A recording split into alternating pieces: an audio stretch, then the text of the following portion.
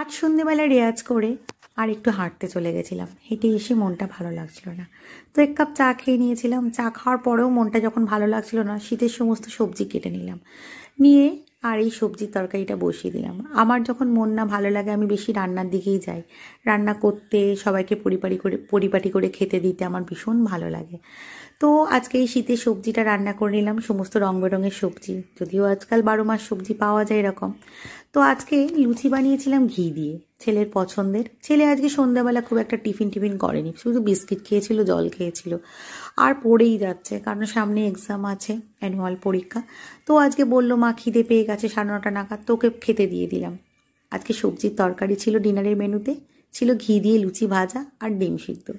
ওকে আজকে আগে দিয়ে দিলাম, ওকে আজকে নয় প্রায়ই আগে দিয়ে দিই। তোমরা ভাবো না ওকে আগে কেন দিয়ে দিই, আসলে ওর টাইমটা তো অনেক রকম থাকে, আরও পড়বেও রাত জেগে, তাই জন্য ওকে আগে থাকতেই টিফিন দিয়ে দিলাম। আমাদের একটু দেরি হয়ে যায় সমস্ত কাজ বাজ সেরে, তোমাদের দাদা আর আমি রাত্রে ডিনার করি।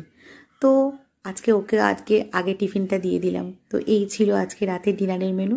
বন্ধুরা, তোমরা সবাই ভালো থেকো, সুস্থ থেকো। তোমাদের সাথে আগে গল্প আমাদের আগে অনেক হতে থাকবে।